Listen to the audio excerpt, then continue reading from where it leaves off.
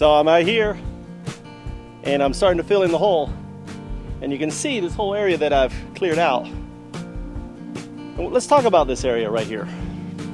This right here is known as the green belt where we live, and it's an unhealthy forest.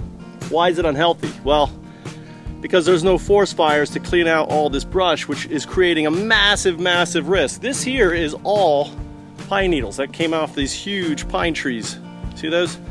They burn really hot, and then all these vines growing up, it's just a tinderbox ready to explode. Now what I'm doing here, in a way, is creating a fire break.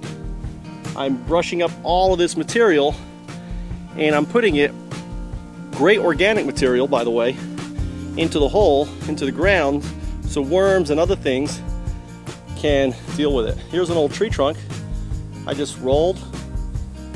Now I picked it up and threw it in here. No, I rolled it. So again, you want it underground.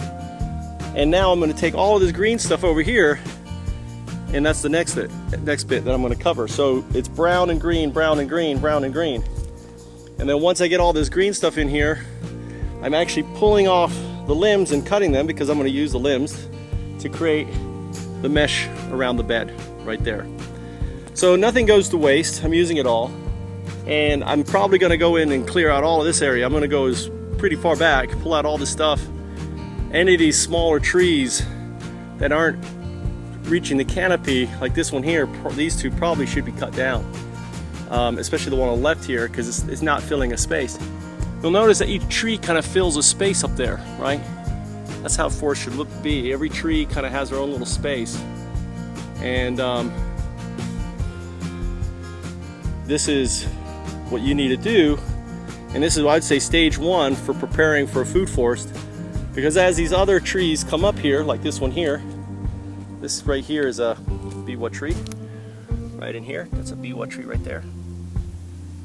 As this guy grows up and it's sitting on top of a compost pile, it's going to shoot up here, and I'm going to remove the competition and give it more light. Same thing with citrus and other things out here. Because of our civilization and creating these suburbs and stuff like that, and we leave these green belts, these forests become very dangerous, you know, and ultimately, if we're not managing, and technically speaking, I'm not supposed to touch any of this.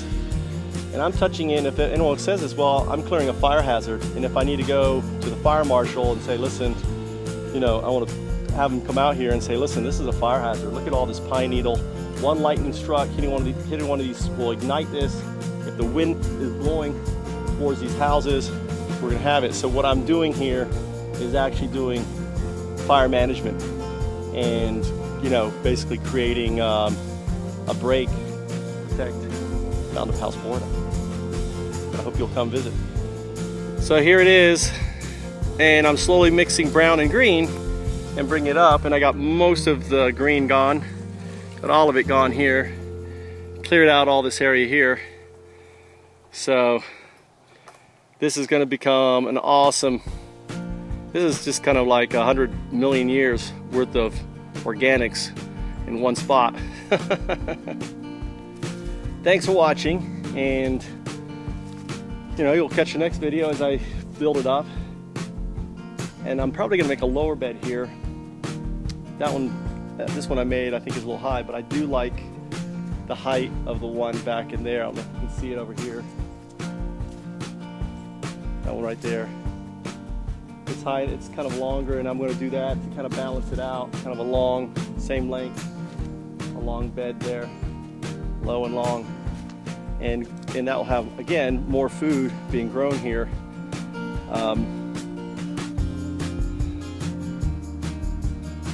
And the way that I'll construct it, basically the water can go down into it. So constantly feeding water into the base of the bed.